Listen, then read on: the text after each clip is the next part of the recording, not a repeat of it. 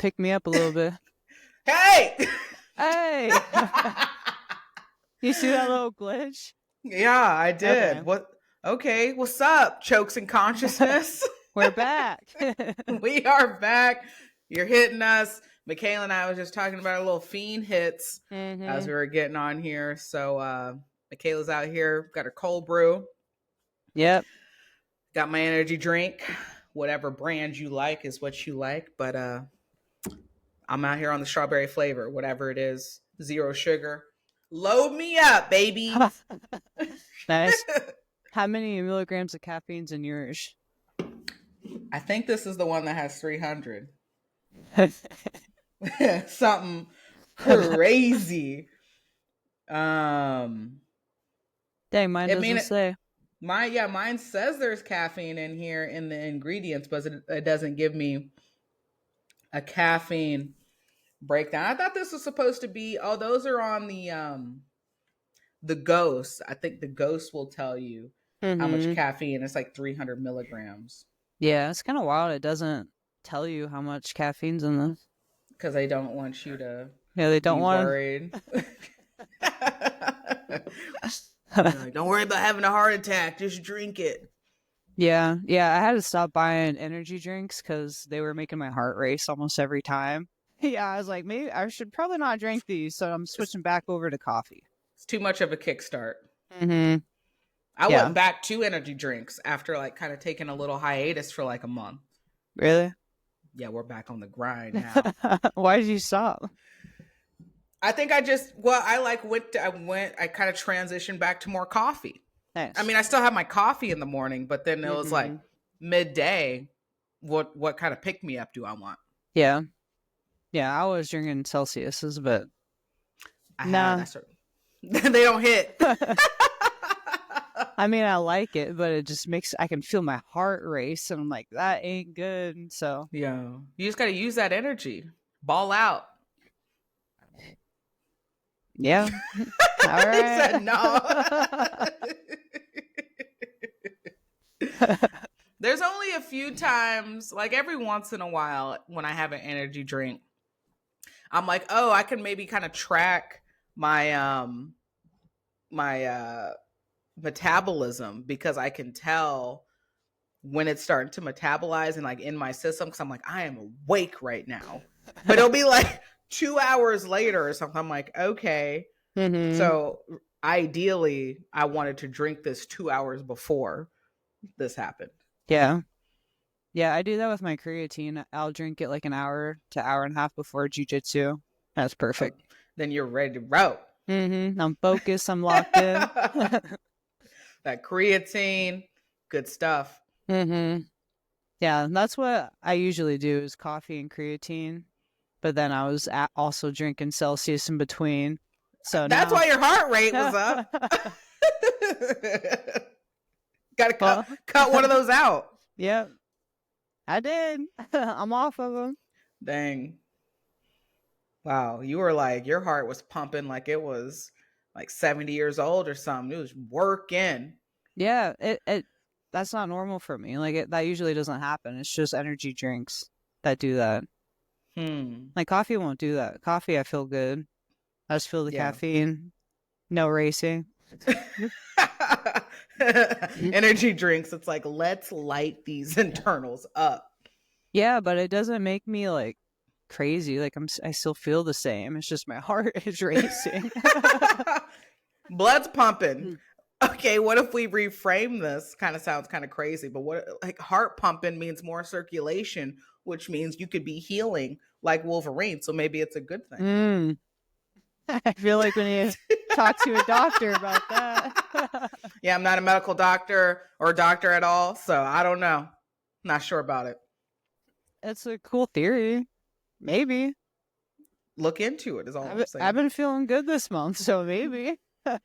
Hey, what do they do for like to encourage healing? Why do toes and fingers typically heal slower than other parts of the body?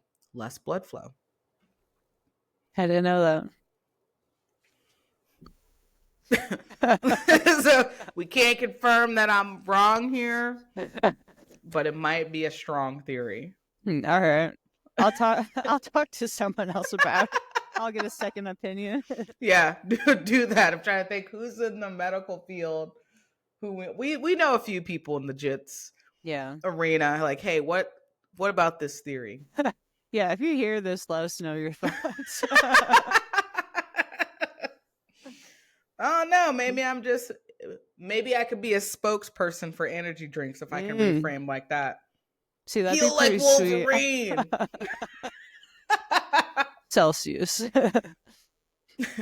You're welcome. Yeah, that'd be energy drinks. That'd be a bad influence though, because I'd probably want to drink them if you were sponsored by them. That means I'm doing my job well. You're right. But hey, find your energy wherever you need to find it in healthy ways. That's not the crash. That was always the thing I didn't like. That's why I like the zero sugar, even though it's still the caffeine. Because when I used to be on those Red Bulls back in the day, that crash was wild. Yeah. I like a good Red Bull every once in a while. No, see, you like those things. You like pre-workout. Mm-hmm. Red Bull's nice though. Like, I know it's horrible for you, but if I'm feeling rough at work and I drink a Red Bull, I'm feeling amazing. Like an hour later, I'm like, all right. It gives you wings. That's what it says it's supposed to do. Yeah. You flying. Mm-hmm. It just can't be healthy. No, not at all. I can tell you what though, when you are feeling like awake, not hype, but like awake, focused, ready to go, that is the best, just addictive kind of feeling. It's like when you get a great sleep at night, you died for 8 hours, didn't move, nothing, and you wake up refreshed. Yeah, not a heavy lid at all. Man. Yeah, those days don't come often. No, they don't. I think we talked about this on the pod one time. I was like, I woke up that way and I was like, this doesn't happen very often. Maybe once every 4 or 5 months, if that. Dang. That kind of sucks. I know. But like, I'm kind of the same way. That's very rare that I sleep and don't move. But also my dog gets up and spins and steps on me throughout the night. She's kind of my problem. Yeah. Oh, does she actually sleep on you or sleep in your bed? Yeah, she sleeps by me. Dang, big. Yeah. That's a big old body. Yeah, 130 pounds. Yeah, she's so big, she'll lay right next to me, like back to back, and then the bed will droop a little bit because we're so heavy. Yeah. She's a cuddle bug, though. Mm-hmm. Yeah, sometimes she'll trap me. Jeff will be on one side, then Roxy will trap me, so I'll be in the middle, stuck under the covers, just sweating. Done. Can't get up. Oven. And Roxy won't move. You'll try to shove her, and then she'll be like, yeah, damn. Doesn't want to move. See, Zoe's not that way. She's really funny. So I think, husky and shepherd, so she just naturally gets real hot. Mm-hmm. So she doesn't want to like be on you, but she wants to be like at nighttime. She's got her little shit. That's what she's doing, her little area. But during the day, if she wants to get on the couch and cuddle, it's real funny because I don't know if it's like because I'm the alpha. So she's like, okay, you're cool as long as like I know you're good. You're supposed to protect me in a sense of what I think her little mentality is. Mm-hmm. She'll cuddle for a second and then she's like, all right, like we're good. But I just want to be here around you. But when it comes to anybody else, like Emily or like you or just like company, she wants to be in your space. Mm-hmm. On her, like, I don't know what that is. Yeah, I don't know. Yeah, Roxy was excited when I got home because she could smell Zoe on me.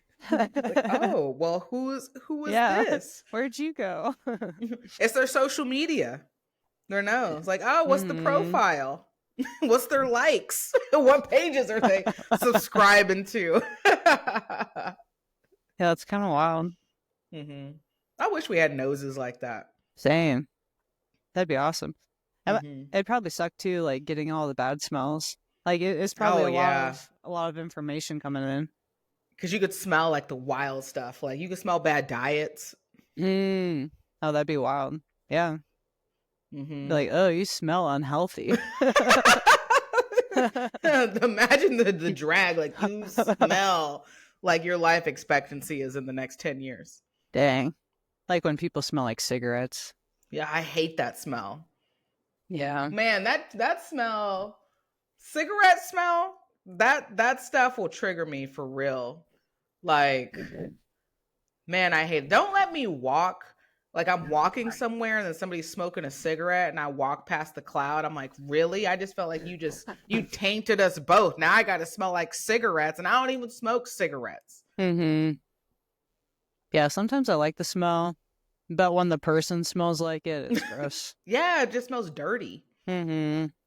I will say I do know what you mean, because there is a part of me that's nostalgic when it comes to not bar cigarette smoke, because I remember those days. You go to the bar and like people could smoke in there and you wake up the next day and your clothes were just terrible. But taxi cab cigarette smoke, I don't know.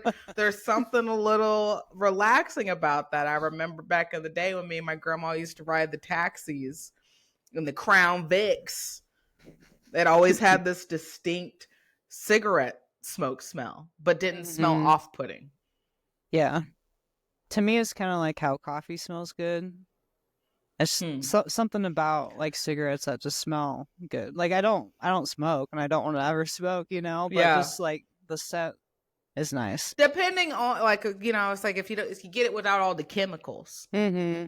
Like I don't mind not the after smell, but I don't mind like a good cigar smell. Yeah, that's nice too. Mm-hmm. You ever been to a cigar lounge? Not a lounge. I've been to a shop before. Haven't been in a lounge. Lounge is pretty cool. Yeah. Mm-hmm. Do you go to one? Have you been to the one downtown? I've been one time. Well, no. I hadn't gone to that one. There was one. I don't know if it's still there, but there was one over like around the corner from like same building, but around the corner where Lawrence Beer Company is, out off of like Wakarusa. They used to have a cigar lounge. Oh yeah. Yeah, I've been to that one. Yeah, like I watched a fight there and like had a bottle of whiskey. Oh, that's kind of cool. It was not. It was nice. I want to do that. Drink whiskey, smoke a cigar, and watch some UFC. That sounds awesome. Great. That's my kind of setting. Like I said, I'm not a huge cigar fan, but like I'll smoke a nice mild cigar if that's, you know, like that's the setting. Like me and my friend, shout out Kyle, Dr. Ritten, new doctor out here. Give him a little shout out. Nice. When him and I went to the Denver conference a couple of years ago, or no, was it Denver? No, it wasn't Denver. It was Omaha. Well, we went to the Omaha conference. They had a cigar lounge downtown there that was super cool. Like you just go in, you could order drinks, and then like they had all these humidifiers up. You could pick which cigars you wanted. They gave you like the little cigar slicer and whatnot, and then nice. You know, they gave you little matches. You sit there and smoke your cigar and chill. Yeah, that sounds cool. Yeah. So, if y'all are into something like that or the aesthetic, you know, it takes time. If you're, like I said, I'm not a cigar smoker, but like pick a mild one, learn how to smoke a cigar, don't inhale. Gets confusing.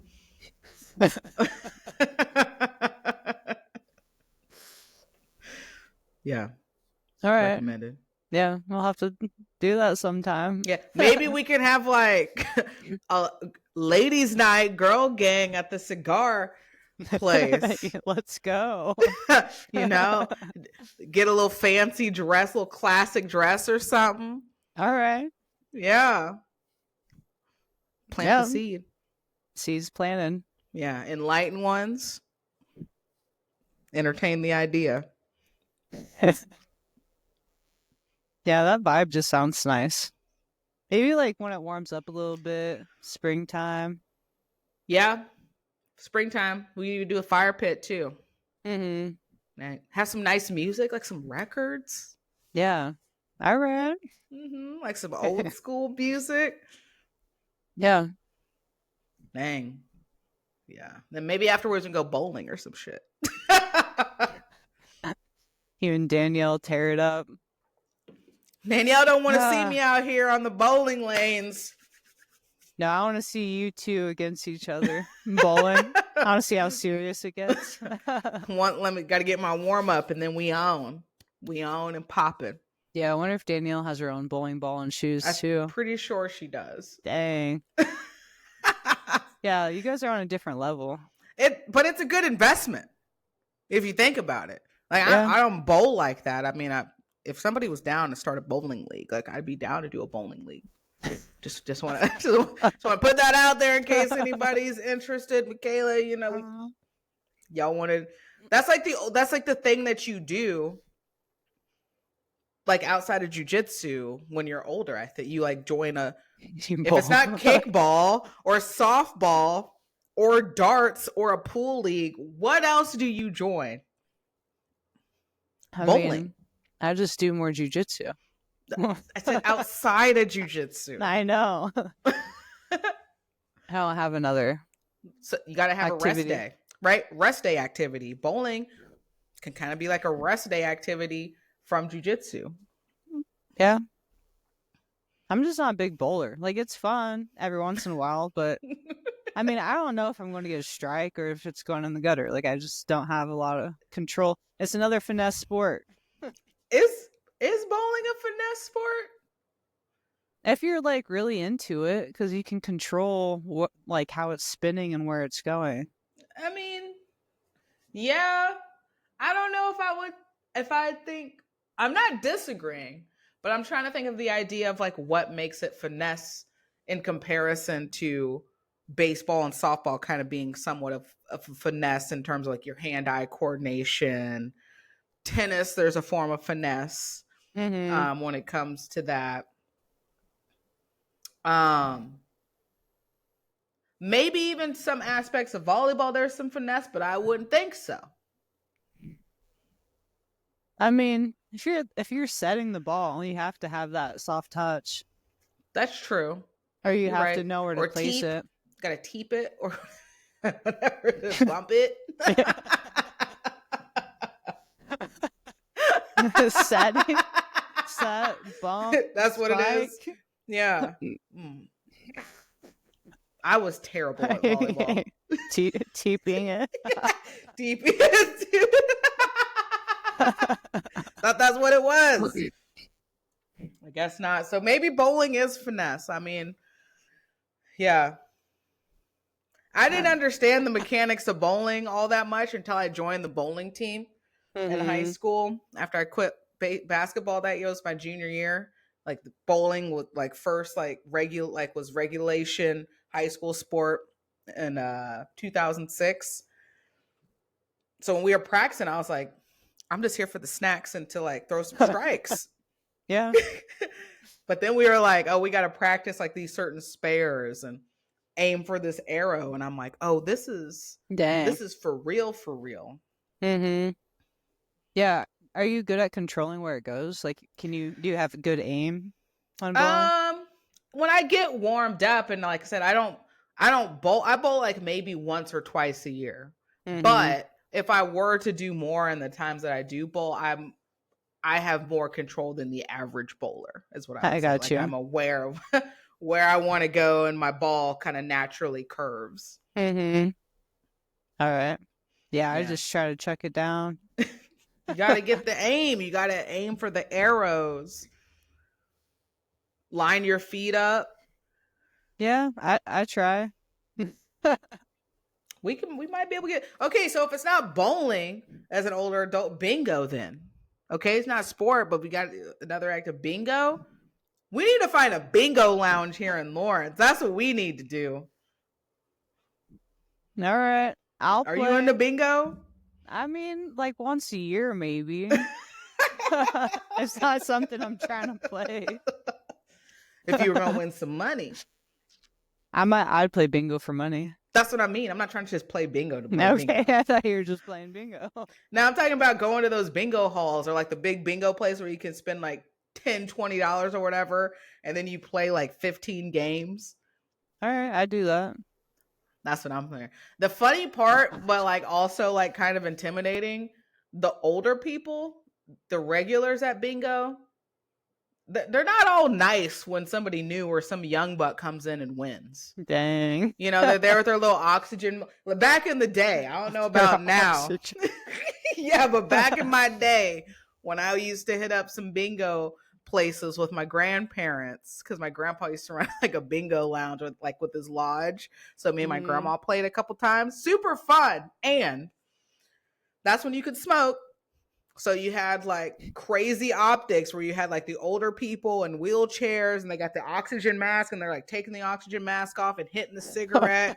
And then they're double fisting with their bingo markers. And they got like 10 bingo cards in front of them. Yeah. That's wild.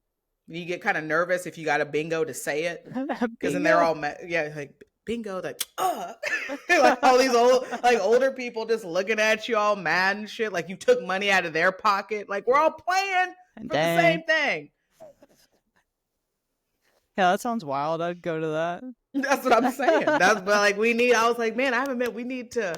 I know they probably do bingo around here somewhere. You're talking about making some money. First time I went to bingo with my grandma, we won the blackout. So the last game at the end, blackout card, and we were the only ones that won. Nobody else, so we didn't have to share the money. $500. Dang. Spent 20, won 500. Oh, that's awesome. Yeah, now you're cooking with the idea. I'd play. Yeah. So I'm gonna note that. I'm gonna try to find some bingo for us to go to. After the cigar lounge. After the cigar lounge. We got activities. Yeah, we need to have a day. Our lock-in. We need to have a full day. A full day of activities and then nighttime lock-in. Mm-hmm. Yeah.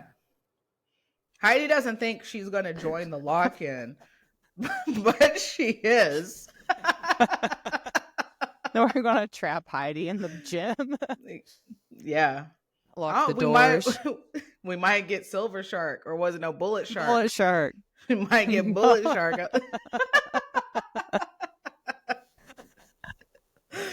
Dang. I don't know if I want to see that. I know. Yeah, you're right. The only time I've seen Heidi angry or grumpy is when she was cutting weight for World. And hangry. Yeah, did not want to talk to her. Like, damn, Heidi's in it. Yeah.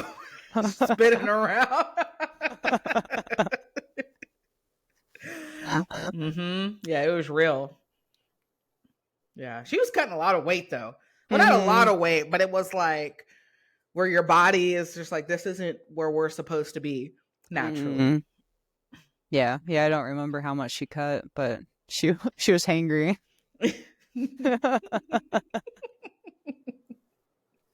Oh yeah, that would have been Helen. I was annoyed having to do that. Not even cut weight, but just like being mindful for like 2-3 months. I was like, I'm over it. I want to be able to eat an ice cream cone and not think about it. Or eat a chip. Eat a chip and not have to think about it. Eat a chip. Like, dang, how many carbs is that one chip? How many do I have left for the day? Yeah, that's annoying. Yeah, I'm cutting no more. I'm just trying to bull. So what's the weight for AGF next month? I think it's 158. I think. I need to check. Bigger. Was it 155 big too for you? A little bit. Yeah. I mean, being a continuous 155's the biggest I've been for a while. Because like I used to be able to get up to 155, but like the next day I could be back down to 150, just depending on the day. Yeah. But I think I'm a solid 155 now. Dang, okay, look at you, big weight over here. Yeah, Josh sent me some numbers, like for like food wise, and it said I need to eat 186 grams of protein a day. Wow. I tried yesterday and I could only get like 120. I mean, that's still pretty good, but dang. It's a lot. That is so much protein. I mean, I have I'll do like that protein bar I had right before we got on. What was it? My super cookie. It says it's 32 grams of protein. And I'm like, to me, that's a lot in one. Yeah. Yeah, it is. Yeah, I'm trying to do that like a few times a day now. Yeah. Can't get no protein from them eggs now. I know. I just went to the store and I looked at the eggs and was like, nope. I know I was in there yesterday. I'm gonna go back today. I'm not getting eggs, but they even have the sign on the door now. It was like, look, basically they were like, hey, it's gonna go up still. And I'm like, they're already almost $8 for 18. That's crazy. I told Jeff we need to get some chickens. Like just 2 chickens for both of us. 1 egg a day. That's it. 1 egg a day. Because you can have chickens inside the city. I don't know how many you can have, but as long as you have like an area, because we have somebody that lives across the street from us pretty much that has chickens. You just can't have a rooster. Okay. Like in town. That makes sense. Ask Heidi about it. Yeah, I'd be down. Make a little fence, make a little chicken coop. Yeah.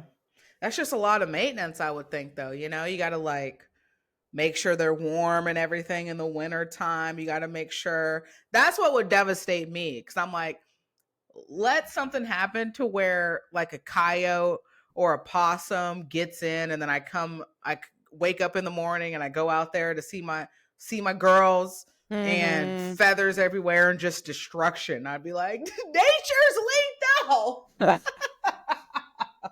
Yeah, when I was younger, my grandma had a chicken who had like cancer or something. It had a lump on it, so she gave me that chicken to take care of. Dang. And I took care of that chicken for months. And my sister let the chicken out, and they let the dog out at the same time. And I came home, and my chicken was laying in the front yard, barely breathing. Dang. Oh, man. That was so sad. Dog got her. Yeah, I named that chicken Chico. Chico got. Yeah. Dang. That's a rough ending. Nature's brutal. That is brutal. I was mad at my sister, too. I was like, my chicken. My chicken died. Yeah, I would have been real mad about that, too. Definitely. Yeah, and I think I was curing its cancer. I was giving it. I was like putting the stuff in its water, and I think it was helping it. A natural healer. Yeah. Yeah, all to be got by a dog. Yeah. That's how it is, though. That's life. Yeah, man. I know. Like, I don't know. Like, I can't do like the animal destruction. Like, I get it. Okay, like animals got to eat too, but like, don't come in here. Can't y'all just exist? You know? Dog got out, chicken sees them. They're like, okay, look, we're not supposed to be out here together, but like, you do you, I'm gonna do me.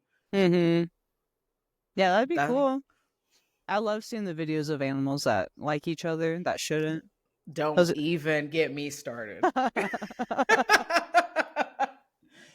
I'll get stuck for a while just scrolling through odd couple animal videos. I love those. Yeah, like a little kitten snuggles up to a dog.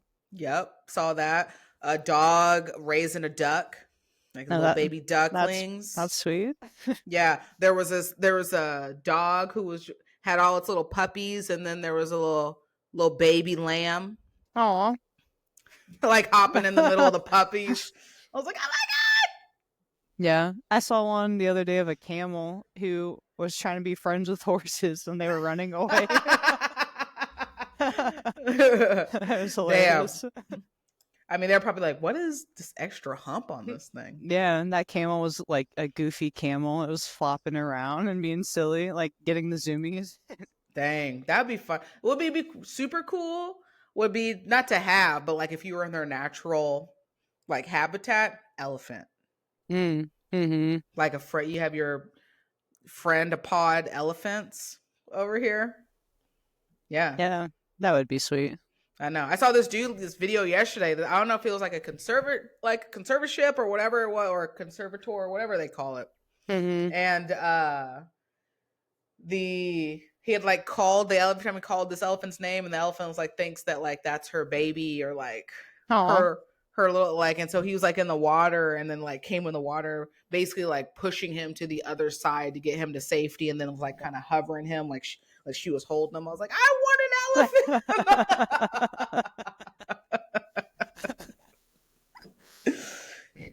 They're so smart too. Mm-hmm. Yeah, they're so big. Yeah, they are. Don't mess with elephants. That's why I said natural. I'm not a fan of zoos or like anything like, anything like that. I forgot where it was, but like that story of like pod of elephants came through and like murdered that lady, like stomped her out, and then like destroyed her village. And then they were at the burial. They were burying this lady. The elephants pulled back up. They pulled back up days later, stomped on her body again, and then just like went again destruction mode. Yeah, that's wild. I want to know what she did. Yeah, I remember you telling that story a while ago, and I can't remember what the lady did. She might have been in a poacher or something like that, or she had did something to like one of their young. Like they don't forget. Elephants are super intelligent, and they do not forget. Like orcas, humans want to F around and find out. Well, she apparently did.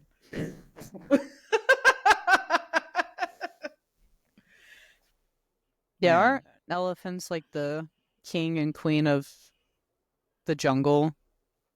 Is that? I mean, I think I heard that off of the Jungle Book. But it's I mean, I'll ride with it.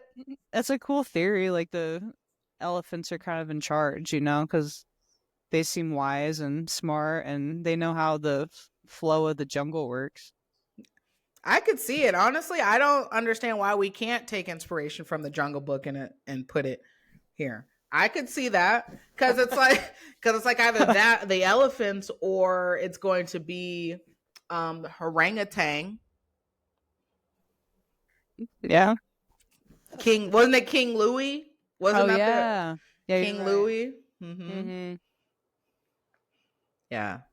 Were you a Jungle Book fan? Yeah. Yeah, I love Tarzan. I didn't mind Tarzan.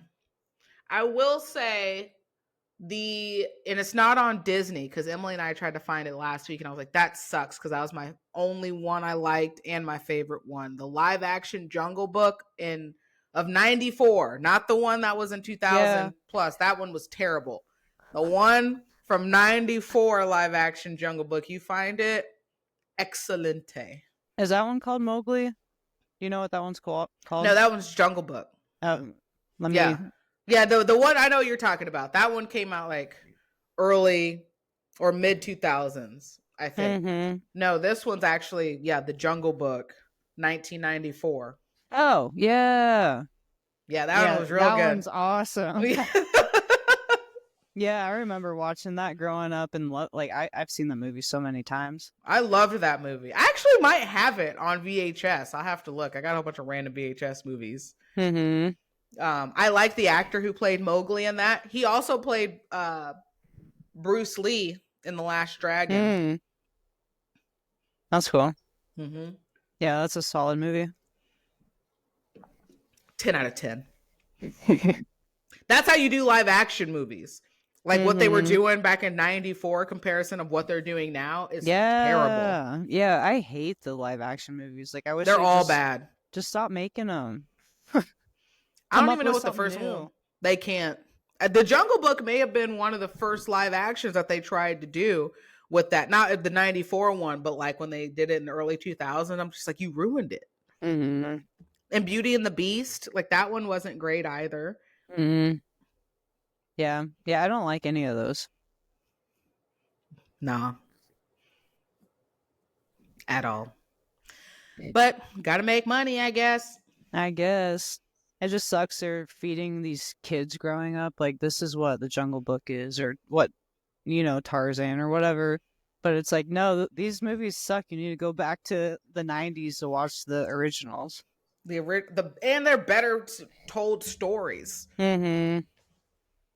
Yeah. Makes me upset. I know. Movies going downhill.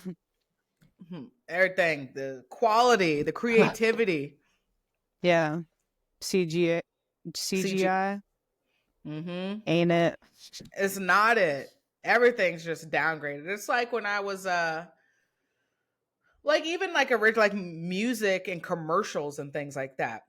Little random facts. Emily and I watched, if you all highly recommend, on Max, HBO Max, Luther Vandross's documentary, Never Too Much. If you don't know the story about Luther Vandross, one, shout out to the song Luther, Kendrick and SZA, killed that. But Luther Vandross, the documentary, he had an incredibly interesting life, amazing vocalist. He was a backup singer for like 15, 20 years before he even had a huge solo album. But he was a backup singer for like Sesame Street. That's how he started out. But the man also did jingles for like Juicy Fruit, right? Luther Vandross singing a jingle for Juicy Fruit is crazy to me. Yeah, that is wild. Now it's AI generated. Yeah. Sad. It is sad. Yeah, did you watch any of the commercials during the Super Bowl?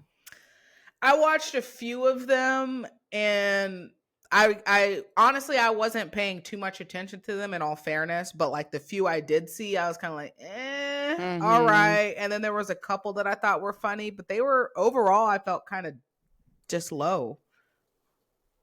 Yeah, I feel that. I feel like they were trying too hard. Exactly. You can't do that. Did you like any of them or no? I mean, not really. I didn't pay too much attention either. But I don't know. Nothing stuck out to me. But I thought it was weird how they had the same few celebrities in every other commercial. Yeah, they did. I did notice that. It's a monopoly. Watch out. No, you're right. The same 3 people own everything. Yeah.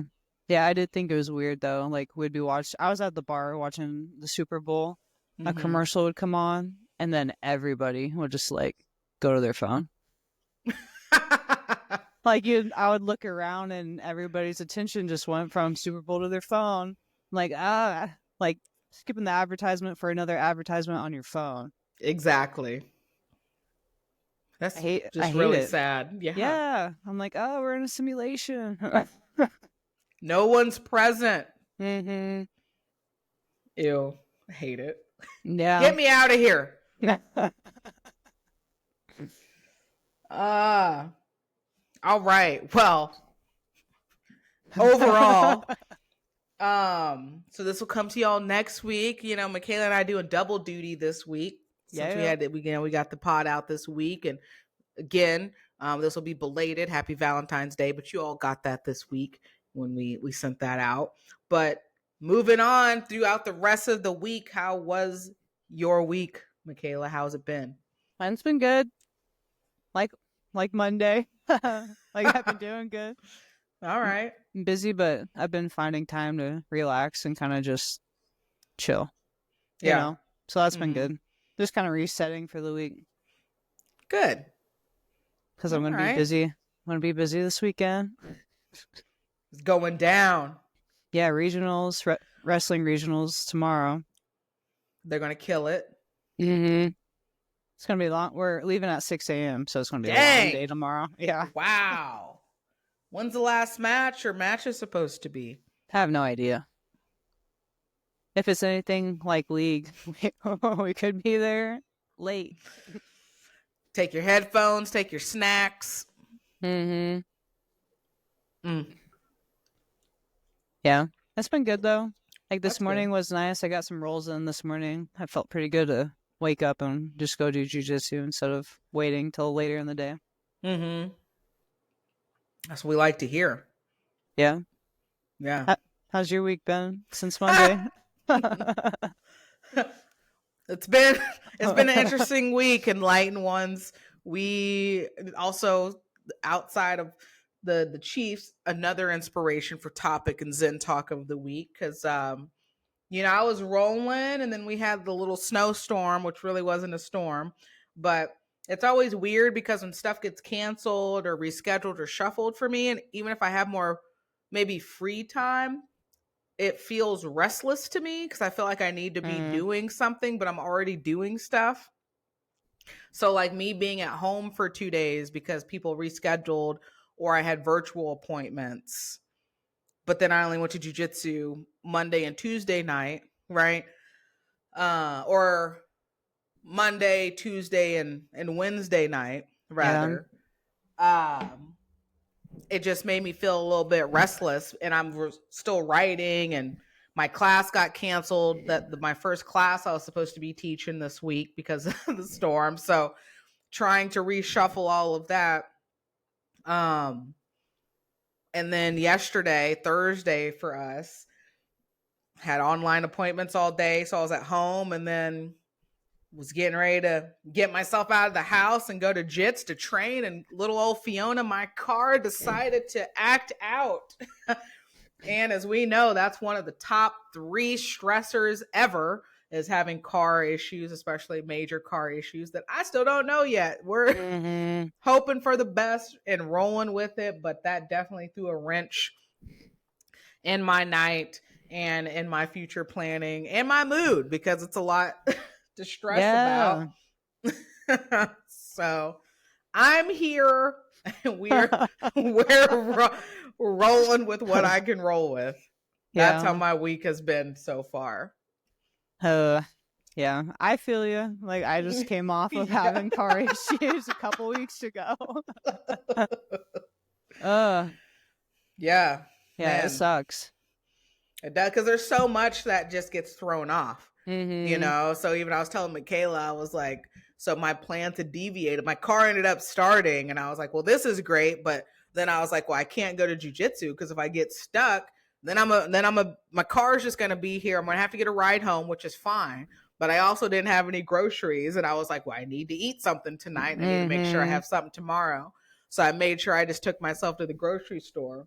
And then it's all this planning of, well, how am I going to get myself to my class next week to Overland Park? Well, I guess, bring the bus back, this K10. So it's just a domino effect. And it's cold. Like I got my bike. I preferably would not want to take my bike out, but I can. But when it's like this and it's icy out, that's a little sus. Yeah. Yeah, it's a bad time of the year. Yeah, bad time of the year. And I'm not in my young 20s anymore to just be roughhousing it with my bike. I'm like, I got too much stuff to put in a book bag. Like, I'm gonna have to put different shoes in my bags. I can't wear my boots, ride my bike. Like, but I'm manifesting. I'm manifesting getting out of this. It's okay. Regardless, there's going to be decisions made. Yeah, I'm sending you good energy. I appreciate all of that. It just couldn't have come at it's just not a great time for me. Everything going on. We got so much going on. And I'm not big balling out here to be dealing with this either. So we just gonna see. We're just gonna see what's going on. Someday we will be big ballin'. Hey, say that shit. That's right. Like, maybe not today, but we'll get there. We're on our way. We're already in our journey towards that. We're already big balling. Just the physical representation of that has not happened yet. Like, our energy is big balling. Yeah. I'm just going to be, I got the energy of a non-problematic billionaire.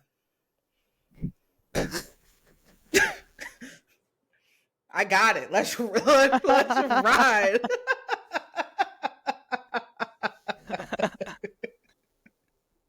I'm rich in spirit. That's what matters, though. That's it. Shout out Kendrick, Mr. Morale, and the Big Steppers. Rich spirit on that. Rich spirit on that. I appreciate it, but that's where we're at, everybody. So, inspiration topic and Zen talk of the week. How, we've already had a reverse pivot. When things happen, you got to hit the reverse pivot. We had this last week, winning in defeat, finding the lesson in defeat. And this week, the power of surrender. Figuring out how we surrender. There's power in that. There's not weakness. And then ending with our Zen talk is seeing things as they are. So, yeah. With that said, are we ready to segue into this content for today? Let's do it. Let's do it. All right. So kind of getting us started today, as we had talked about last week, had given an update on the outcome of UFC 312, Dricus and Strickland headline that with Wei Li and Tatiana. So coming from that fight, there's always going to be stuff that comes out after fights and things like that. But during that fight, I was watching it, but I wasn't watching too much of it, but I did see some stuff. Sean Strickland, he lost. And it just seemed like he was not giving his coaches any kind of attention, was kind of annoyed with them at some point in time, or maybe he just got lost in losing in the middle of the fight. But his coach came out to say some stuff afterwards. So let me report what, and then Sean actually responded. So tell you all what his coach said, and then we'll let you know how Sean responded, and we'll give you our take on that, because I don't know how I get why he did it, but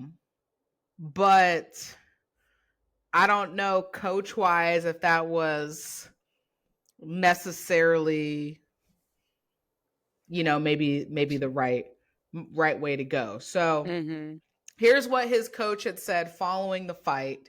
So this is coming from MMAJunkie.USA today. So after Strickland, who endured through a broken nose for the later half of the fight, turned in a fairly lackluster performance over 5 rounds and a unanimous decision loss, and his coach, with speaking with the Ariel Helwani show, had stated, I think he needs to evaluate what he wants to do in this sport. If it's just to make money, then that's great. Let us know. I want to coach world champions, so my motivations are different. So I think that just to kind of show up and do that and not really back it up, to me, was kind of uninspiring. Dang, I didn't know he went. That's rough. That's in okay. Well, that was his response. And then I know. And then Sean Strickland responded to him a couple of days later. And this is from MMAfighting.com. And he had stated, I like Eric, coach. Strickland said in his video, he's a friend of mine and he's going to continue being a friend of mine. Will he probably be in my corner? Probably not. We have so many great guys at Extreme Couture. We have so many savages that I would love to corner me, but that entire fight camp was just a struggle. It was an effing struggle. We all have excuses as to why we didn't win or why we won and we shouldn't have won. We all effing have excuses and they don't effing matter. The only reason I'm doing this video is Eric had to go do an effing podcast and become an influencer. So I've got to be the kind. So I've got to be like kind of explain myself. So yeah, that's what he says. This is not an excuse, but that entire camp was just a struggle. Of I'm good knowing you're not good. I was in Colombia 8 weeks out, 7 weeks out, getting stem cells on a broken bone. Again, bone healed fine, not an excuse. It was just kind of ways in the back of your head. So sounds like even if it's not an excuse, an explanation, which still is, we don't need to know it, but okay. But thoughts on what his coach had to say. Yeah, that's rough. But if it was a struggle the whole fight camp, like why did they stay teamed up? You know? Like was that has that been his coach forever or for a while now? I don't know how long, but I definitely know that was his coach who was in his corner for when he won the title from Izzy. Mm-hmm. And honestly, I think that coach single-handedly was the reason. Even Izzy said that was the reason that Sean won that fight. Oh, that's wild. And now they're butting heads. Yeah. I mean, I don't know. I've never been put in that situation. Well, obviously not being a professional fighter or whatnot. I think it would be a little odd. I'd feel hurtful if like Heidi got on a podcast or something and was like, Deja's just going to have to figure out her goals, like that match at Worlds last year was pretty uninspiring. I don't know, like I definitely would feel some type of way about that. Mm-hmm. And at the end of the day, I'm like, it wasn't unsolicited because clearly this was trying as much as you can. From what I heard and what I saw, they were trying to address this during the fight. And Sean just, not that he wasn't listening, because we've had those situations in any kind of competition, right? Even rowing or whatever. Your coach is telling you something, you're in the moment, or it's just not clicking. So it's not that you're not intentionally trying not to listen. It's just you're not able to execute it. Mm-hmm. This sounded like a situation where there was a mix of that. And he just outright refused to, basically, I don't know if he said F off in the middle of that or he literally just walked away while they were talking. Dang. So I kind of get why his coach came out and was like, well, I was trying to address this. I didn't want to put this out. I'm so frustrated. Let me put it out there. But you also run a messy risk, right? When you put something like that out in public. Oh, yeah. Yeah, and you would think at that level, like, you wouldn't be doing that. At that level, like, you should be respectful and, listen to your coach. Even if you don't like what they're saying, like, keep it on the down low. Don't show the whole world you're struggling with that. Like at all, like, get it together in the middle of the fight and then, or during the fight, and then afterwards, maybe cuss them out. Be like, I didn't want to hear nothing about what y'all were saying. Like, I get it or whatever. Okay. And then for his coach, if that was a situation where, you felt the need, I don't understand why you couldn't have picked up the phone if you, in fact, have that kind of relationship before you got on a podcast. Yeah. And said, like, hey, and said exactly what you said to him over the phone in private versus what you said in a public forum for people now to latch on and be like, damn, your coach said you were uninspiring. You need to figure it out.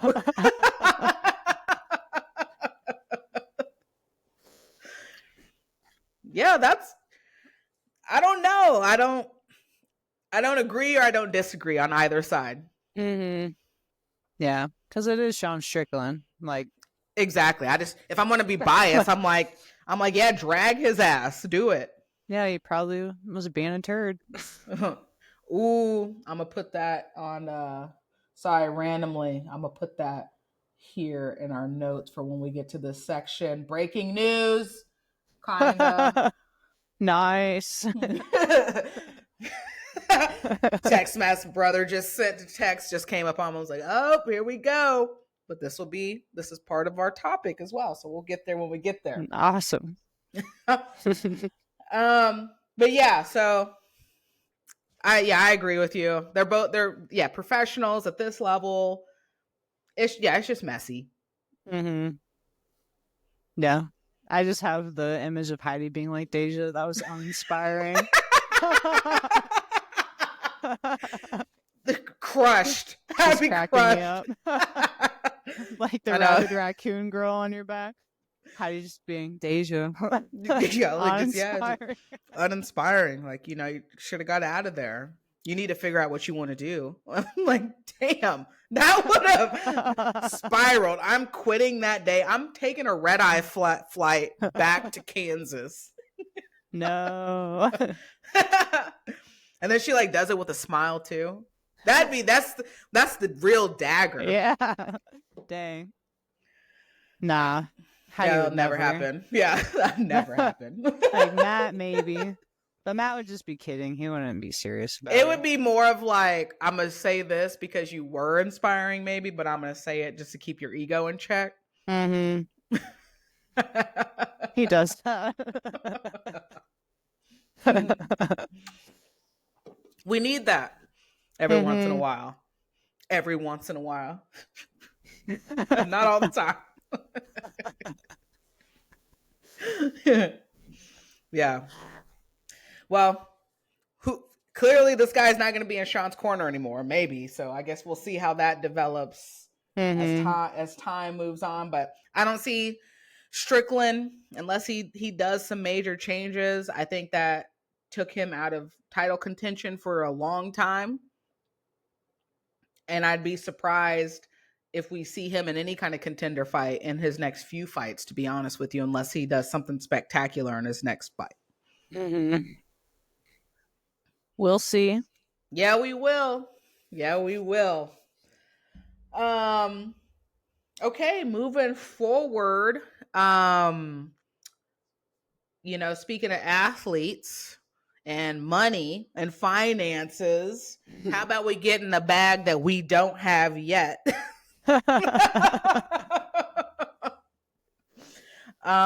Top paid 100 athletes. So they just released that information. We're obviously not going to go through this top 100. We'll give you the whole top 100. That'd be a little bit crazy, but the top 10 we'll give you, since that was just released 2 days ago.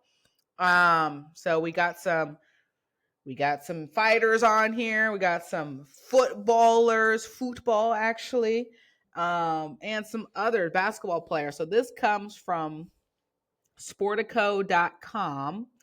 The 100 highest paid athletes include players from 8 sports in 27 countries. They earned an estimated $6.2 billion in total income in 2024, including $4.8 billion in salary and prize money, as well as $1.4 billion off the field, course or track. And so here's the unfortunate thing for us ladies, of course. No women crack the top 100. Oh, that sucks. Wow. I was getting ready to say, I thought they were going to say crack the top 10. For none of us to be in the top 100 is extremely alarming. Mm-hmm. I don't see how that's almost infuriating when I read that. No. Who do we got? The top earning female from last year, and they don't say what number she was at, but it was Coco Gauff. Shout out, Coco, tennis player. She was the top earning female athlete last year at $30.4 million.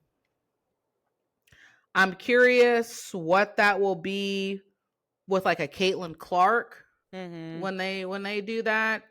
But yeah, for no women at all to be in the top 100 is wild. Yeah. And so when you start hearing these numbers of salary and winnings, this doesn't, or I'm going to do totals, but it has a salary, winnings, and endorsements. Some of these endorsements are double what Coco made overall. Damn. That's sad. Maybe someday we'll be big ballin', but it might be a while from now. It's not looking great. So yeah, here we go at the top 10. So I'll go up into number 1. So at number 10, we got a golfer. That's already annoying to me. All right. we a golfer from Spain, and John Rahm, with a total of 105.8 million, with 85.8 million salary and winnings, endorsements at 20 million. Then That's we crazy. Right? Right? I know. You're going to get mad. Like, even you're going to get madder as I continue going up. Number 9, we have Kylian Mbappe, looks like a footballer from Real Madrid or France, but he's on team Real Madrid. His total is at 110 million, with 85 million in salary and winnings and 25 million in endorsements. We've got Kareem, number 8. We've got Kareem Benzema, another footballer, playing for Al Ittihad, another Frenchman, with a total of 116 million, with 108 million salary, but only 8 million in endorsements. All right. Yep. Then we have Alexander Usyk, who just fought Tyson Fury and retired him, right? Boxer, Ukrainian boxer, with his salary and winnings at 120 million, endorsements at only 2 million, but his total is 122 million overall. Then we've got Neymar. Of course, he kind of stays on the list. Another footballer from Brazil, plays for Santos. His total is 133 million, salary at 108 million, endorsements at 25 million. Then we break into our top 5. We got LeBron. LeBron is up here, playing for the LA Lakers, basketball player, American. His salary and winnings is crazy, right? It's half of what Neymar, like less than half of what Neymar's is. His salary and winnings is at 48.2 million, but his endorsements are at 85 million. His total is at 133.2 million. So making 200,000 more than Neymar, but making 60 million more in endorsements. Yeah. Yeah, that's crazy. Yeah. Then we got number 4. We got Lionel Messi, playing for International Miami, Argentinian. His salary and winnings at 60 million, endorsements at 75 million, making a total of 135 million. And then our top 3, we've got Tyson Fury, former boxer now. Salary and winnings at 140 million, endorsements at 7 million, sits him at 147 million. Then we got Steph Curry, basketball, Golden State Warriors, salary and winnings at 53.8 million. His endorsements at are 100 million, with a total of 153.8 million. And then number 1, to blow everybody out of the water, which is insane, is Cristiano Ronaldo, footballer.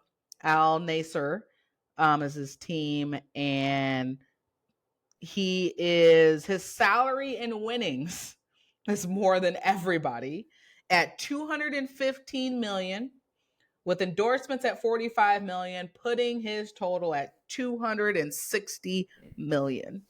Damn. Not doing enough apparently in my life. Not doing enough. That's crazy. Yeah. Those are some wild numbers. I know. Like, how do you do that? How do you get to that point in life where you're making that much money? That's wild. International, right? You're not just getting like, you're getting endorsements from everywhere. Them little commercials, drinks, clothes, you know, like that's where all the money's at. That's when you talk about like athletes, like for example, like Patrick Mahomes, you know, like obviously I'll have breaking news on that. That'll be coming up here in a second. But like when he goes to renew his contract with the salary cap, or right, these things go up, like Tom Brady used to do, he has chosen to take less, same as Travis Kelce, for even though they might be worth a certain amount of money, if they take that amount of money, well, then they're capped, and then that kind of, you know, limits the team to be able to disperse that or get people that they need. But if you have so much money in endorsements, you can take a salary hit because it's going to be made up outside of that. Yeah, that makes sense.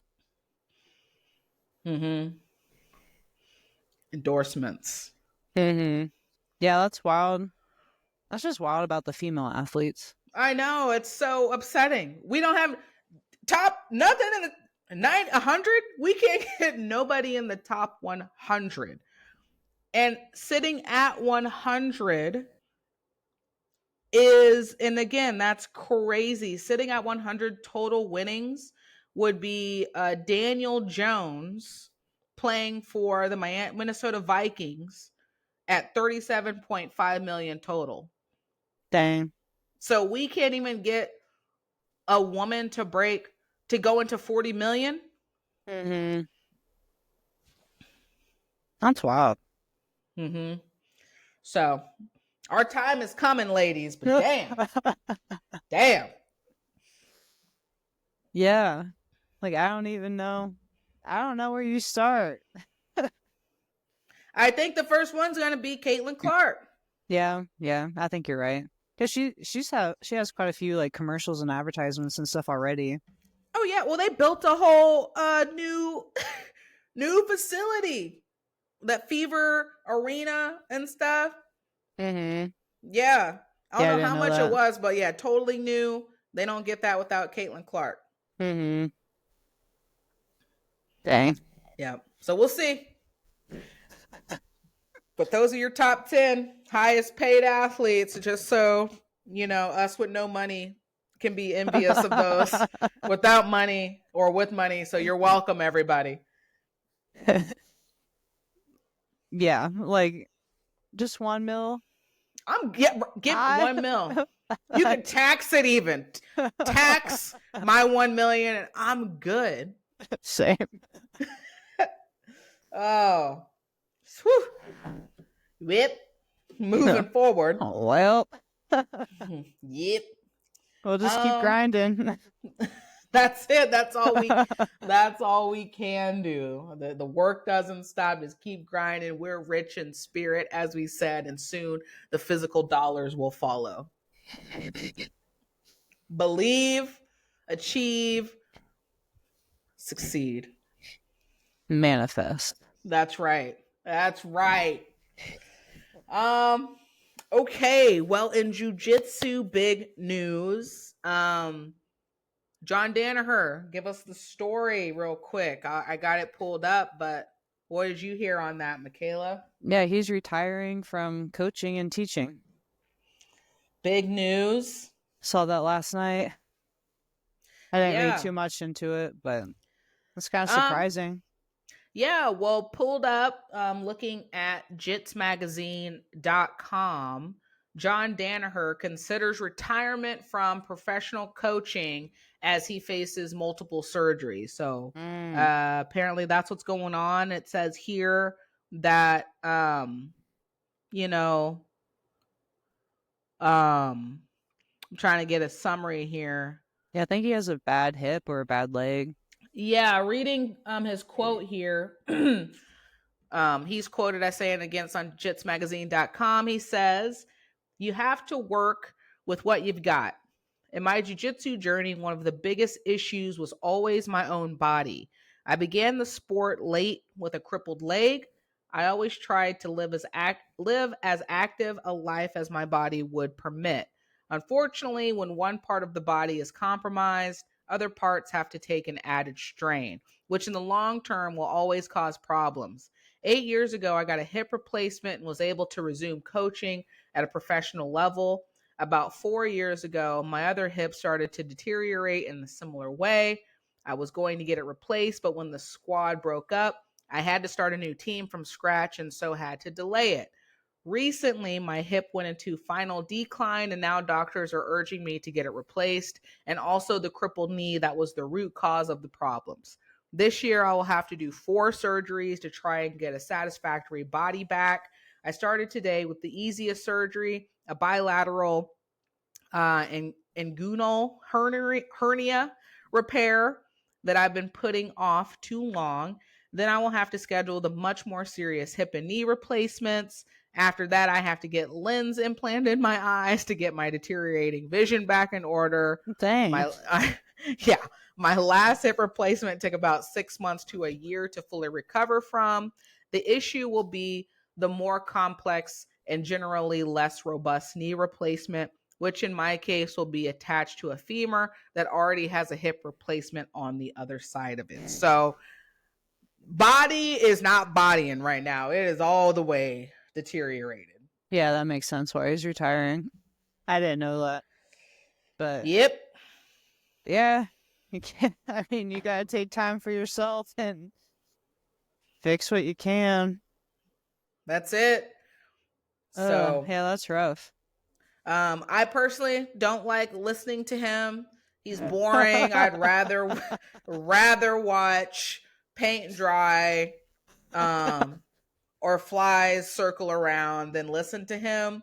And he did provide some really great knowledge. It's like he's one of those people that he's talking a lot without saying a lot. Just get to the point. I don't need you to give me 75 words that you could have made a point with 8. So I don't need all of that. Yeah, he does speak in a very monotone, calm voice, and yeah, I feel that it's like a teacher talking at you about something. So good luck to him. Hopefully things get well. Mrs. Brain, not his speaking, and I guess we'll just kind of see where that takes him. If he's considering retiring, I don't know what else is to consider, because it sounds like he's going to be on his physical journey. So I'm like, recovery journey. So I'm like, are you like, after I do this, I don't know if I can come back, or I can come back, I'm just not going to be the same. Because like technically you just can't roll. I mean, you can still coach. It would look way different, but I don't know. Yeah, like you can still teach without physically doing it, but I'm sure that's just going to be a lot more difficult. Yeah. But I wonder what's going to happen with their team if he's gone. Like what that dynamic's going to look like. Gordon Ryan running their team full time? No. I know. So I guess we'll see. All right. Breaking news on this next one. So topic of the week. Obviously, I got stuff going on. But it was mainly inspired by the Chiefs again, Travis Kelce. There was a lot of chitter chatter. There's still a lot of chitter chatter going on about whether or not he's going to retire and if the Super Bowl was the last time that we were ever going to see Travis Kelce play. I didn't necessarily think, like, obviously he's at his tail end. I think he's 36, or he'll be 36 in October. Fellow Libra, shout out. Nice. And football, right? Rough sport. Given whatever your position is, you're going to be taking more hits, more damage, bigger the body, bigger the issues, potentially. And I thought maybe he had at least another couple years. However, right after the Super Bowl, everybody's like, oh, Kelce's going to retire. That may have been the last time we've seen him. I'm like, let the man lick his wounds after that kind of beating. Yeah, you got to take time with that kind of loss and sit with that. But when I listened to his podcast with his brother, Jason Kelce, the New Heights podcast, listening to him when he said, like, if I come back, and I was like, oh, this is, yep. I said, okay, this is real. And what he had talked about was the grind. And as an athlete, we very much understand the grind. Like we've talked about of like, we don't want to focus so much on the outcome as much as the process that we talked about last time. And you also have to be realistic and honest with yourself about what that grind is going to look like and what it takes for you to progress in the way, or at least give yourself a chance to progress and perform in the way that you want to. He obviously had his relationship with Taylor Swift and like everything that came with that, the fame, flying overseas, and then he was talking about playoff games, training. So he's just playing a lot. There's not a lot of rest. And so basically he's saying I have to kind of really take a back seat and figure out if the motivation or if that want, right, is there to kind of put that work in. And you don't really want to beat yourself up then, but it's also kind of like, could you have had a better season, even though he's older and there's going to be a natural kind of decline. And that was also one of the things he talked about of having to deal with, of like not being the same caliber of player that he's used to. And he also didn't put the work in as much as he would like. And he said, you either got to fall in love with the process or it can drive you crazy. And for him, he said he was at that point where it was driving him a little crazy. And so, yeah, you got to really take a step back and like, am I fully committed to the grind on like what it's going to take to train and put that in? And breaking news wise, I guess there's just a news release that just came out. My brother just sent it. The Chiefs are giving him till March 14th to make a decision. Dang. I'm like, dang, he can't even go into the summer. Yeah, that's real quick.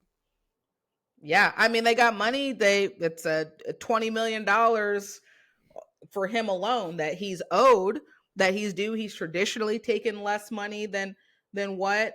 So it's like, either is he coming back? How much money is he willing to not take? I would highly doubt he wants to retire somewhere else. So yeah, March 14th, they gave you boy Travis Kelce. That's the date. Yeah. I would retire. Yeah. If I was him, I'd retire. Well, why would you, if you were him, why would you retire? I bet football is so rough on your body. Like that kind of grind, I bet it's exhausting. And I bet it's just a lot to keep up with. And your body doesn't recover as much. Yeah. And he's dating Taylor Swift. Like, come on.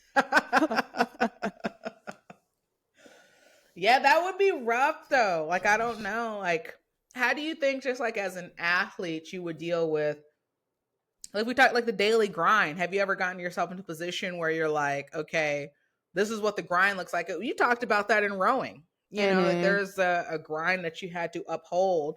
And if you didn't, you saw how it impacted your performance. Yeah, it's rough. Like, it is rough being in that situation and being in that grind. It's hard. Like, even like rowing was difficult. Like, you're just tired all the time. But even jiu-jitsu, like training 2-a-days is difficult. Yeah. And it's hard doing that too. Like, I want to get back into it, but it's just tough. And MMA training's tough too. Like, everything, if you're doing it daily, if you're doing it multiple times a day, it builds up. Yeah. And like I said, like depending on what you're doing, the wear and tear on that. And when you have a lot of stuff going on, he clearly had a lot of extra stuff going on. And not that we have a lot of extra stuff going on, but we have to pay our bills. So we have work. So it's not like we're full-time athletes out here getting paid for that. So having to put in the grind while on top of putting the grind on, so you can put in the grind over here. It's a lot. It's a lot of work. And are you committed or not? And to also be able to have those really tough questions, and not in self-critique or judgment, you know, like I'm so bad or I didn't do this. But in those real accountable conversations to have with self of, you know, in what areas did I slip? Which areas was I not being intentional with? And what contributed to that? Mm-hmm. Yeah, and that's hard because you got to be extra careful with everything, like your sleep, just like your social life, what you eat, your nutrition, like the vitamins you take. Like you got to be on top of everything to keep up that grind. Yeah, it's hard. Yeah. Yeah, I mean, yeah, go ahead. I was going to say it's fun though. Like I think I think it's fun, but I bet if you've been doing it as long as Travis Kelce's been doing it, I bet it does get old. And especially getting older and your body can't keep up and you got other stuff going on. Like I'm sure that there'll come a day when you're like, yeah, I could take a break from this. Oh yeah. Absolutely. Like I said, and yeah, football, you're taking those hits. I mean, I even saw one of those hits he took when he missed the ball, but he still got hit in the back, and I was like, ooh. He got up real quick, like, yeah, it's cool. No, it didn't look like it was. Yeah. Probably feeling that. Yeah, exactly. Imagine if in jiu-jitsu people could run at us. Like jiu-jitsu with like sprinting at each other. No. I mean, not sprinting, but it's kind of the same like once you become blue belt and people can start jumping guard on you. Just blast that. Like, oh. Yeah. Oh. I know, but they only got like 3 steps to. That's true, but depending on how they come in, might be a situation we don't want to deal with. Yeah. Have you dealt with that in competition? Like somebody jumping guard? No, I haven't had anybody jump guard on me, but I am also aware of it. So, I really do my best on like trying grip wise. I try not to let somebody grab me to even give them a chance to like do that. But even like just being in, I think the bigger or the heavier categories, like them big girls ain't trying to jump. That makes sense. Yeah. Have you had people jump guard on you? I don't think so. Yeah. I mean, you are tall too, so that is different. I know. Yeah. It's coming. I know it's coming. You should jump guard on somebody. I've thought about it. Like, I thought about training to be able to do that. Because I can jump. I can jump pretty high. Yeah. Add it in. I know, but also, like, that's scary. Like, I don't want to break anybody's knee. I mean, I know. Yeah, that's... I hate watching videos of people jumping guard. Yeah. Like, I could do it, but I don't want to hurt somebody doing that. Yeah. No, I hear you. It's just you got to make sure you jump real high. So in case that they miss it, either like I've jumped too high, like I'm not on your like below your waist or I slide down, or hopefully this gives you enough like reaction time if I don't get this to like go down with me. Yeah. I'll find someone at the gym who will let me practice. Not Robin. Shout out Robin. No. Yeah, that's a rough one. Be careful out here if you're going to be jumping guard. Yeah. Oof. Woo! Well, that's actually a solid segue real quick into this last content before we get to topic and Zen talk. Newbies, being new, just starting out. You're not going to be jumping guard. Don't jump guard. Do not do that at all. But speaking of newbies and people just starting out, Michaela and I have noticed we've had an uptick, and it's actually later. It wasn't like this as soon as the new year happened, like the week after, it's 2025, I want to get a New Year's resolution. It kind of seems like a few weeks after that, going into February, that we've actually started having not only more ladies starting to join and try it out and signed up. So excited to build up the girl gang. But I've noticed a few few guys, like new guys too, like coming through.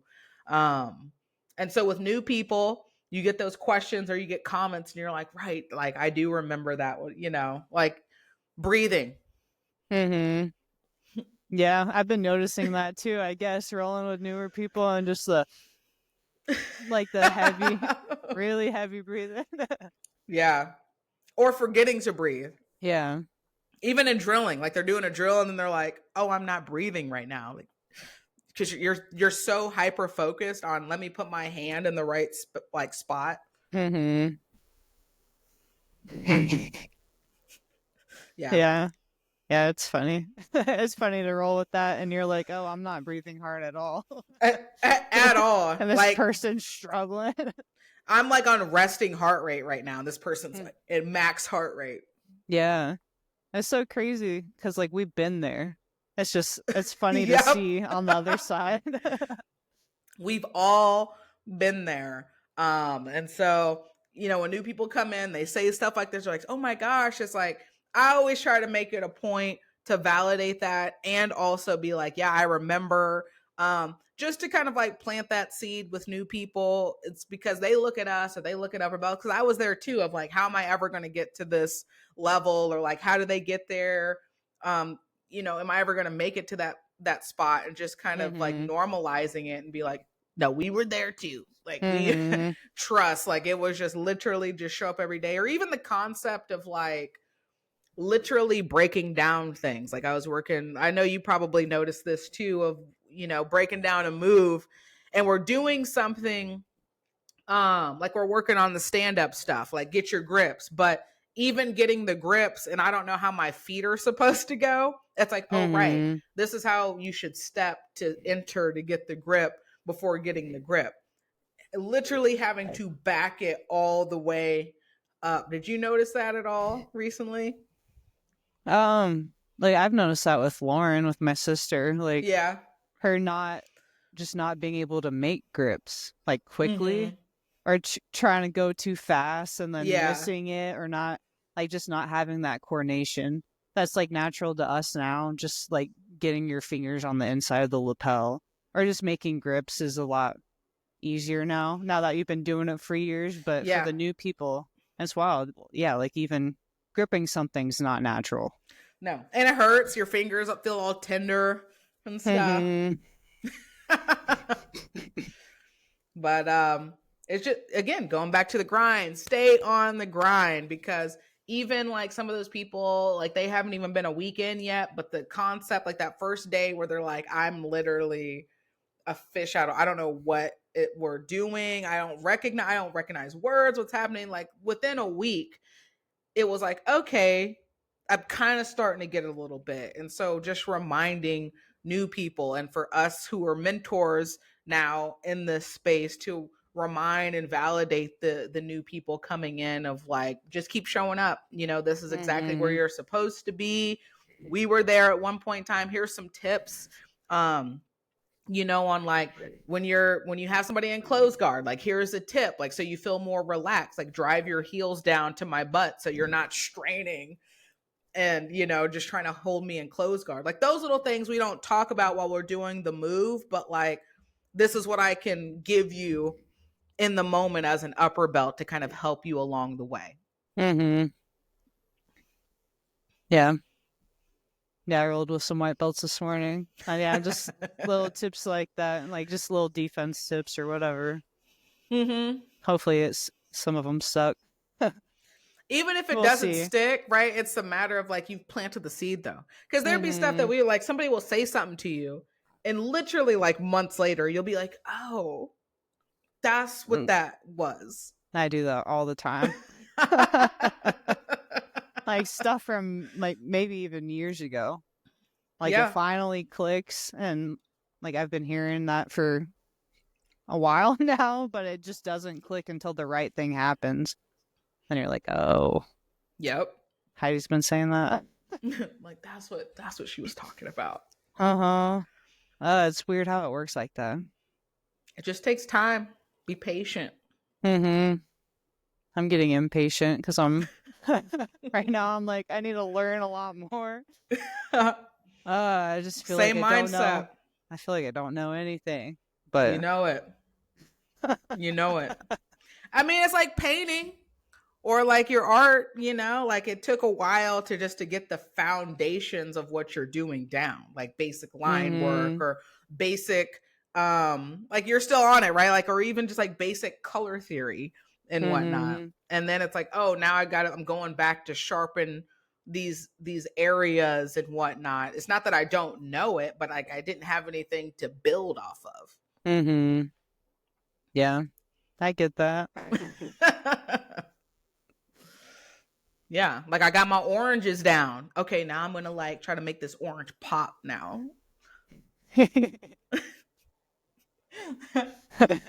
No, seems accurate to me.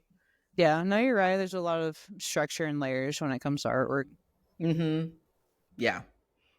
So that's what I got for the newbies. You got anything else for the new ones or the mentors out there working with the new ones coming out?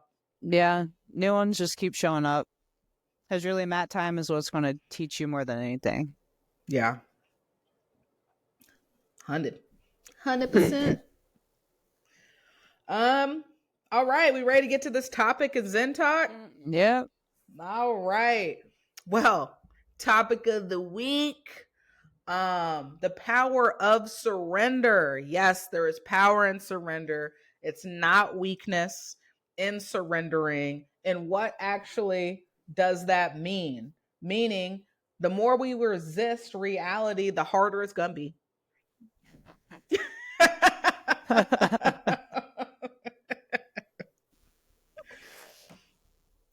Yeah. Does anything immediately stick out to you when I say that? You know, I'm trying to think of an example or a moment. Yeah. I mean, even with like my car problems that I had, it took me a while to get my car in, and that's why I was having problems, you know? Yeah. Hey, the reality of the situation, like that was the reality, right? This is what's happening. These are my options. I wasn't surrendering. At all. At all. Yeah, I do that even with like going to the doctor too. Like I'll wait as long as I can because I don't want to go. I don't want you to tell me what I think I already know. I feel that. I'm real bad at that too. Yeah. What comes to your mind? Like, what do you have a hard time surrendering to? I mean, well, one, like obviously the car thing, right? Yeah. Like that was, but what I was, like I said, the surrender in that last night was like, I could have sat there and been devastated and hot. Like, I wanted to go jiu-jitsu. Like, this ruined my entire night. It was like, it wasn't great. I was stressed. And at the same time, it was like, well, what are my options right now? And what are going to be my options? It is what it is. And me saying it is what it is and acknowledging reality does not mean it's void of frustration or emotion. I think people get that confused when you're like, well, just it is what it is, right? Or accepting these things of like, I have to be at peace with it.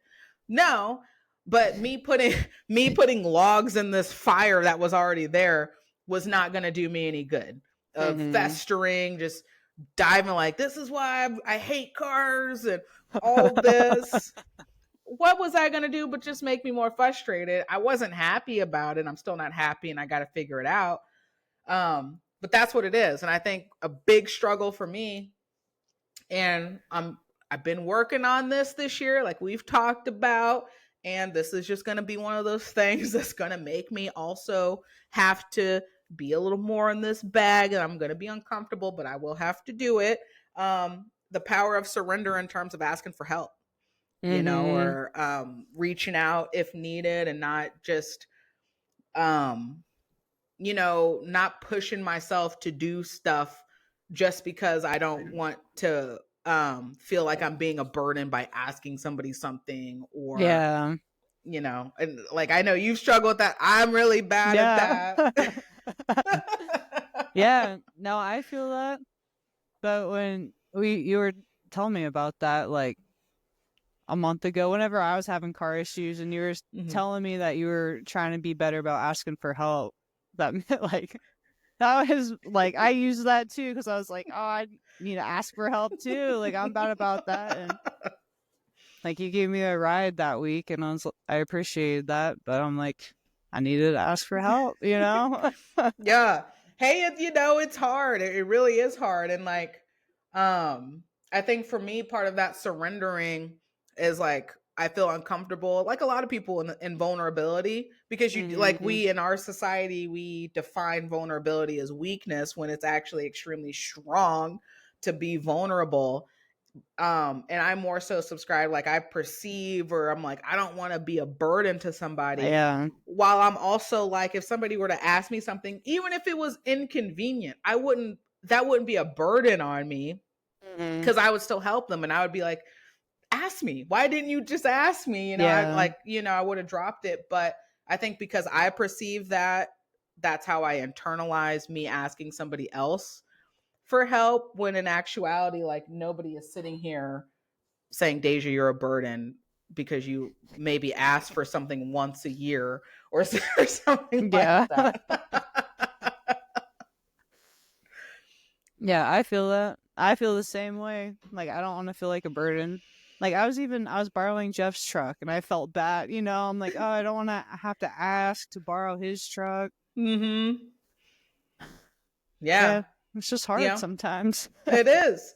But I think it also goes into like, kind of really big on where we're at this year, just in particular, and where we're going to be at, people, is like really investing in your, and being mindful and intentional in building your community. And building that community is being able to ask for help and know who your people are. So you're not out here struggling. I mean, even like I had a concept of my dissertation. I was sitting here for 2 days trying to brainstorm it out, when I literally just could have like sent a quick text or like asked my friend here of like, hey, what do you think about this concept? Just ask, right? And it was fine, but it took me 2 days to do that, and me trying to figure it out on my own, to the point where I was figuring it out on my own and then talk myself out of what I figured out. Dang. It's a learning process, but you have a community, build upon your community, and it's okay. People can get frustrated with asking, but it doesn't mean I'm frustrated with you. I can, might be the time or whatever, and I'm still going to do it, because I love my community. I love my people. And I also know that is reciprocated. But yeah, got to find that power and surrender. It's a lesson that I'm still trying to work through. Yeah, no, same here. Yeah. Has there, quite like jujitsu, has jujitsu helped you in surrendering? What is there any aspects of jujitsu that's kind of helped you surrender, even literally? Yeah, I think with jujitsu, like, just knowing that you're never going to know everything, and like knowing how to learn, like surrendering to that, I think that just is helpful in life with everything else, because you're never going to be an expert in anything. Like, there's always going to be stuff to learn, no matter what area of life you're in. I don't know. I picked that up from jujitsu. Yeah, you're right. Exactly. Or even like in literal, right? To add on to what you said, being in a position, or right, if somebody has you dead to rights, like, I'm not going to sit there. Can I fight out of this a little bit? Or do I need to know when I've got and surrender? Just reset, tap, reset. You got me. It's okay. That's a good point. This morning, Taylor, white belt Taylor, she was trying to cross collar choke me, and it was getting tight. And I'm like, no way, I'm not letting Taylor cross choke me. Watch out, you've been working on those for a while. I resisted to that surrender. I'll just go to sleep right here. Did you get out of it? I'm assuming. Yeah, I got out of it. Heck yeah. Yeah, it's like, not today. Not today. You know, some days we don't want to surrender, and that's all right. Yeah, it's true. I mean, there was even like, hey Sam, he almost had me dead to rights. It was just so that it was right at that almost where I was like a half a second of like, I'm just gonna have to stop fighting out of this. You know, he had got me in. He's been doing really good. He's been setting up the twister. His entry to the twister has been really good, and I felt it coming, and I knew he was trying to bring that arm around my head and whatnot. But I was sitting there like wiggling. I am resisting all of this, and the way he locks your leg down, like he's a lot better now with locking that hip up, so you can't wiggle out of it. And I was almost getting ready to you know, this is just it, but I didn't. I wiggled out of it. We got out. Nice. But if it got to a situation, like I said, a second longer, or my knee, you know, maybe got into a bad place, or I'm not gonna blast myself out of something. Like, it's just know the reality of what's happening. Yeah, surrendering. There's been a couple of times where just a bigger dude's been on top, and I've surrendered. I can't get out. Yeah, I've been there more than a few times. Like, I'll just frame and breathe, and hopefully I can find room to move. Yeah, once that happens, it's hard. Yeah. Yep. But now, I mean, at this point, you can't fight that forever. No, you can't at all. It'd be dangerous to at a certain point. I'm not gonna blow my back out trying to get you off of me. I shouldn't have even got here. It's hard. Yeah, it happens. It does. But message to you all enlightened ones: there is massive power in the surrender. There's no weakness in that. Know your reality. Acknowledge your reality in the same way that Travis, even though Kelce, right, he's down in the dumps. Don't make any decisions when you're emotionally in that space, but it's also okay, and not in criticizing or judging yourself, to hold yourself accountable and just acknowledge your reality of your situation. Like, you know, age-wise, I'm aging. I have to understand I can't train or do certain things that I used to. I just have to deviate and alternate, reverse course in kind of those situations. You know, I can't find myself in certain social situations or whatever, just acknowledging the reality. I don't have to be blind to things, but just know that's the best way to kind of move about stuff. Yeah. Some wise words. Wise. All right. Now Michaela's got to get to these high school ladies, so let's move forward and wrap it up with our Zen Talk, enlightened ones. Michaela? Seeing things as they are. That's right. Do you have some my drums for? Yeah. Hit us with it. All right. I haven't looked into notes or anything. Whatever comes to you. All right.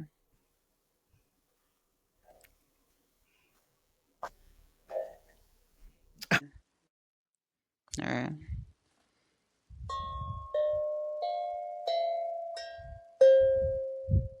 Okay. All right. Hey, that was pretty much like an impromptu scale right there. Nice. Yeah. All flowed. Natural.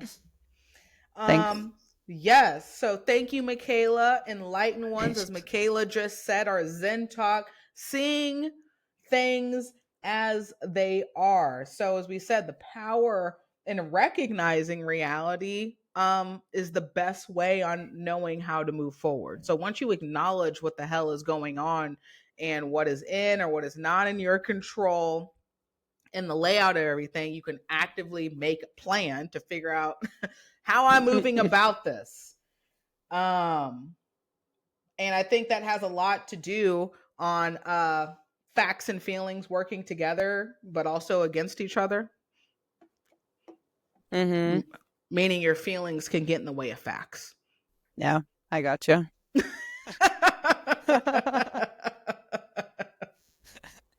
Yeah, that happens if you're super emotional or just feeling it. Yeah. Yeah. I mean, the end of the, you acknowledged it in real time, but had you not recognized or acknowledged, like, oh, I'm in a cross choke right now, I'm just gonna flex and bust out of this, you could have just went to sleep. Yep. Oh, that would have been embarrassing to be like, yeah, the new white belt Taylor shook me out. Matt would never let you live that down. Yeah. Oh, dang, I can't be put to sleep because I'll never hear the end of that. No. I mean, at least if you're going to get put to sleep, have somebody like not a new white belt put you to sleep. Yeah.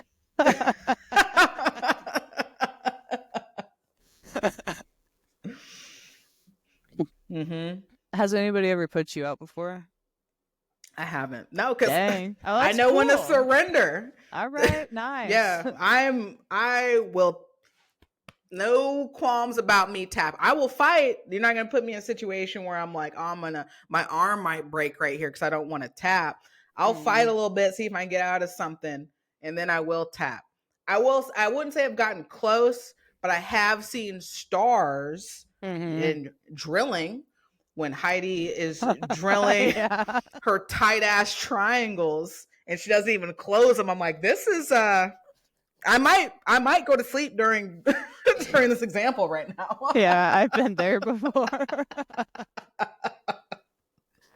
Yeah. Yeah, it's rough.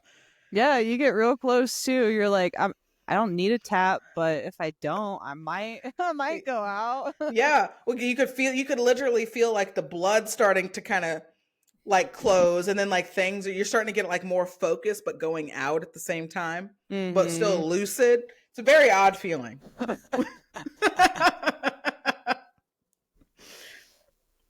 Yeah. And I don't mess around with locks, like no kind of locks. You have me and that's what it is. I'm a tap. I will tap to that because I'm not gonna have take myself out of training because I didn't want to do that. I tap. I don't have a problem with tapping. Yeah. No. But yeah, don't let your feelings override your facts. Be mindful of the feelings and whatnot. They can work together, but understand the reality of your situation, acknowledge that, and know how to move about, right? Period. Yeah. But speaking of that, before we get to our quote, which is we're having a different mode of a delivery. We got a short story that's actually going to be in replace of our quote today. But before we get to that, because this encapsulates the Zen and the topic, Michaela, have you ever heard of Wu Wei before? No, I haven't. New concept for you? Yeah. What is it? Okay, so Wu Wei, off the rip, is a Chinese concept of effortless action. All right. In a nutshell. So if I'm reading, so we got the philosophy of Wu Wei that I have pulled up here. And so, or Wu Wei, sorry, Wu Wei is how you pronounce it correctly. Chinese for non-doing or non-action. But this literal translation conveys a false sense of laziness. Wu Wei is not about doing nothing. Rather, it's about doing things more effortlessly. So we talk about the flow and whatnot. But it means you want to let things happen the way they happen, the reality of things, right? Acknowledge that, not how you want them to happen. All right. Is it similar to the flow state? Like finding your flow state? Yes. Okay, that's cool. So, to stop acting against the natural current of life. Yeah, I like that. So look into the Wu Wei. A lot of YouTube videos on that like concept. I always appreciate a good Eastern philosophy. I'm about it. So that is, in essence, kind of encapsulates the power of surrender, and also seeing things as they are. Yeah, that's cool. I'll watch some YouTube documentaries about that. Michaela's like, I'm about to be on my Wu Wei. It's on my Zen. Yeah, I like anything like about flow state. I think it's interesting to learn about, and just finding that balance and finding that state of mind. Yeah. It's good for competition, competing. Exactly. Well, like we've talked about before, there's finesse, there's grace, there's scariness, chaos, and strength in things like water. Water is literally flow. Like the ocean is terrifying because of how it can be beautiful, it can be terrifying, it can be peaceful, but it is as it is. Mm-hmm. Is what it is. It is what it is. So enlightened ones, give you some open story, give credit to an open AI generator on here, because I was curious about what a quick story would sound like. It just kind of gave me this, the Samurai and the Storm story. So a compilation of different samurai stories about Wu Wei or energy or just seeing things as they are. Have you ever heard of this story? The Samurai and the Storm? I haven't. No. So, enlightened ones, listen in. Here we go. A powerful samurai once sought out a Zen master for wisdom. Master, he said, I have trained for years, but sometimes I still fail. Why? The master pointed to the storm outside. What do you see?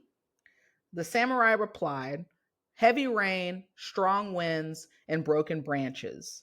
The master nodded. Now tell me, do you think the storm should be different? The samurai hesitated. No, the storm is just what it is. The master smiled. Exactly. Reality is the storm. Your suffering comes not from the storm itself, but from your refusal to accept it as it is. Nice. And that was AI generated. AI generated. Chat GPT, y'all. I was like, can we cite this story? Where did this story come from? And it was a compilation of a few different interpretations. Wu Wei popped up. Effortless action. And yeah, and the power of surrender. That's what it is. Mm-hmm. I like it. Yeah. I like the good visuals. Like I can see that story as you read it. Yeah, right. Or Michaela's like, I got like samurai. It's right here. See the storm rolling in. Yeah. I kind of have this visual of like, those like animes where like the samurai's there and like the hair is just kind of like blowing in the wind and they got the sword and then it's like they're just like ready to get it, but stoic at the same time. Mm-hmm. That's the visual that I have. I had them sitting like on a hill watching the storm roll in over the valley. Ooh. Okay. Maybe a painting idea. Yeah, I'm seeing it. Yeah. Exactly. So, embrace the flow of that. Effortless action, everybody. Michaela, do you have any ending words on embracing the flow, embracing the Wu Wei, power and the surrender for our enlightened ones? Find your flow. Because it feels good. Absolutely. Yes, it does. Even when it doesn't feel good, it's moving. So that's a positive. Mm-hmm. Yeah. All right. Well, anything else you have to share for our peeps? No, was that episode 29? That was. All right, one step closer to 30. Dirty 30, we got something special for y'all. All right, well, that wraps up another week. Again, this is Deja. This is Michaela. And we will see y'all next time. Peace. Bye.